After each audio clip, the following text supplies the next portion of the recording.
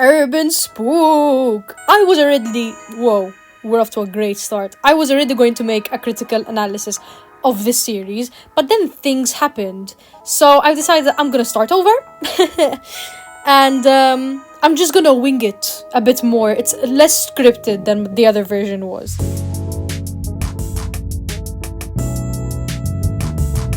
The best way I can describe Urbanspook is a waste of potential. It's like the biggest waste of potential I've seen in analog horror. Initially, like many people, I praised this series because I thought it was a really cool idea to have the antagonist be a human. I think mascot horror is like way overdone. So, especially because analog horror is based on the 80s, and you know, serial killers were definitely a thing in the 80s, so it was kind of like, oh my god, of course, it was right there in front of us to use a serial killer as an antagonist in analog horror. It makes perfect sense. But then he decided to take some creative liberties. To get it out of the way, I saw a lot of people first of all criticizing the format.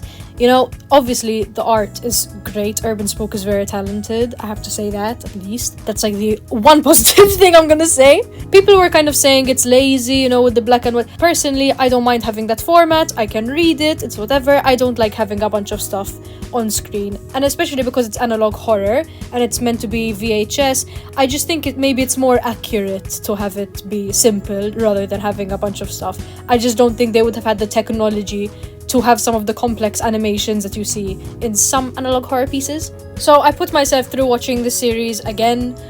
There's been a few more videos at it since I initially was gonna make this video, and to be honest, I just kind of forgot most of it. So let's analyze. First of all, I'm a bit confused. The first thing is that police found these videos, but I'm not exactly getting the vibe that it's the police making these videos. I'm not sure who's making the videos. It just doesn't seem like the police. Things like, that's not correct, and neither is this or this, so watch out for that. But that's a writer's error, it's whatever. There are points in the series where the writer really emphasizes things like the victim's age and how horrible the crime was and all the details, clearly just to get like an emotional reaction out of the viewer. Certain emphases that I just don't think would be in a police tape. It just seems to me that Urbanspook wanted an excuse to show his artwork in an analog horror series, because I don't think a serial killer or several serial killers would have had the time to kill someone, make a painting, and dip. Also, I said I don't mind the format. I don't, but it's literally the same format for every single video, and it takes like 5 videos for there to be any development in the story. It's 99% just, this is Jimbo Bimbo. He was found with 52 screwdriver stab wounds in the anus and the throat. This is the painting. Like, and that's the format for the entire series, basically. And then maybe in like 1 or 2 episodes, oh yeah, they also found this VHS tape, and here's like a shot of the serial killer. So sexual violence is a really prevalent theme in this series, which, whatever, you could excuse it and be like, well, actually, Greta, serial killers did commit a lot of sexual violence, which is true, but it takes like 2 seconds of looking back at Urbanspook's portfolio to see that sexual violence isn't just a thing in this series. I don't know, maybe that's his sense of humor, which, if that's his sense of humor, it's a bit weird to put it in a series that's supposed to be scary, especially if you're dealing with kids, which we'll get into, of course. A common theme when discussing why Urbanspook is wasted potential is the fact that he cannot take criticism. He has proven that he is not good at taking criticism at all. I've never seen someone speedrun making enemies in a community this fast. It's so unfortunate, because you could have had discussion on how to improve your series beyond just your subreddit. You can't get proper feedback for something if you are asking your fans for it, because obviously they're going to be biased. Which brings me to episode 3, of course. A common defense I see from Urbanspook and his fans about this image is, oh, well, actually, I made the image before the series, so it's not associated with that, therefore it's okay for me to make merch of it. Maybe before you made the series, it didn't have that context, but now that you've placed that image in your series with the title and with the backstory, you've added the context. You built a context around that image, so now that's what it's associated with. You don't get to be like, actually I made it before, so it has nothing to do with the series. The only reason people know about that image is from the series. That is context you added.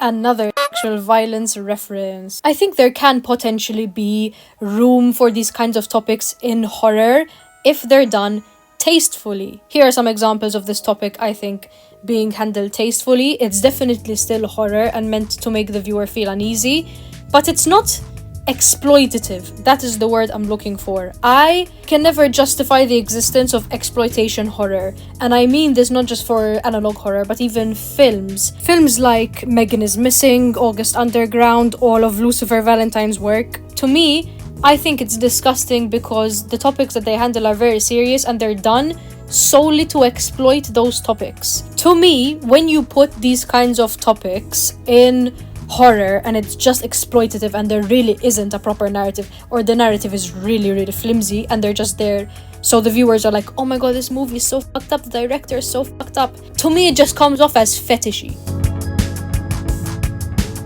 Anyway, it gets to the 4th episode, and at the very end is when we finally get something pertaining to the killer. And it's this image. I do really wish Urbanspook would leave the viewer to interpret things more than he does. Because the only time I can kind of give him credit for that is like the whole Jack thing. You can see Jack, and then you see the video of the killer, and he's wearing clearly like a skin mask, and it's a bald guy, and they said that Jack was never found. So I don't know. I managed to kind of put 2 and 2 together like that. But otherwise, everything is basically explained.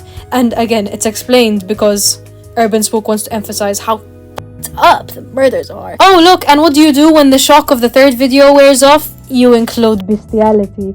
And again, in a poor excuse to make the viewer put 2 and 2 together, you refer to drugs by their scientific name, so then they'll Google them and be like, oh my god, it's Viagra. Like, bro, get a bit more creative than that, please. To me, Pigs is a very obvious attempt of Urbanspook trying to make something a bit more spicy, you know. The audio is more jarring, the phone number is like copy-paste a few times, and we get some actual animation at the end. So clearly, this is like him trying to put a bit more effort into the video, but it should not come 5 episodes in. At least in episode 6, we get some audio. I'll give him that. There's a 911 call, but you did not need to put the disclaimer of what you are about to hear may be very distressing. Don't tell me if it's distressing or not. Give me the fucking call. Sorry. Again, I'm just tired of all of this, like, emphasis on how disturbing everything is. I know, bro. Like, I'm watching an analog horror series about people being fucking murdered in horrendous ways. I know what I'm about to hear is disturbing. You don't need to tell me. Someone pulled out their Thesaurus for some of the words, a copious amount. Bro, how many grams? Another sexual violence reference, and there's also bestiality. Another one! Also, this whole sentence pisses me off. The most violent killers in American history. Oh, shut up. Just shut up. Not only is it incredibly corny, but obviously if you come up with physically impossible ways of murdering someone, then your 2 fictional characters are more violent, I guess, than real life serial killers. But again, this proves my point that this is purely exploitative horror, because there's so many real stories of real serial killers who have murdered real people in horrific ways. But that just wasn't spooky enough for you. You wanted to prove that you could think of something worse. Okay, so like I'm editing, that's why it's really echoey right now. I can't believe I didn't notice this before. This screenshot is exactly what I'm trying to say. In an effort to make his series seem like the scariest thing ever made, he's included this really insensitive sentence. Yes, it's fictional, but you can find on YouTube 911 calls of kids talking to the police while their parents are dead next to them. There's 911 calls from the World Trade Center on 9/11, and there's just so many 911 calls where people die mid-call. And I would argue those are a bit more distressing. And again, I know it's fictional, but automatically there's a comparison because of how many real 911 calls are available, and people have probably listened to them before. So I just would not even include that sentence. That's wild to me. I think the worst thing that can happen to you if you are a writer of any kind of horror media is that people stop taking you seriously. People are no longer scared by the work you put out, and they just find it funny. And that's what happened with Urbanspook. I think this is a real poetic kind of situation here, because looking at Urbanspook's work, he's clearly very inspired by slasher films. Films that now, decades on, we make fun of because of how over the top the gore is. And I think the same thing has happened to Urbanspook. More people are watching this series now, like, oh my god, shiver me timbers, let's see what kooky way this person's gonna get murdered, and they'll make some wild guess of like, this father of two was tied to the bed with his own intestines that were pulled out of his and then he was given Viagra and his dick fell off and shoved down his throat. But it's not even an exaggeration when you look at the actual series. There are more Urbanspook parodies than there are videos on Urbanspook's channel. Considering the last post was 9 months ago, maybe he got the hint that he needs to take a step back. But we'll see. Maybe we're gonna get the most extravagant gore fest YouTube has ever seen. But that's my opinion on it. Cha-cha!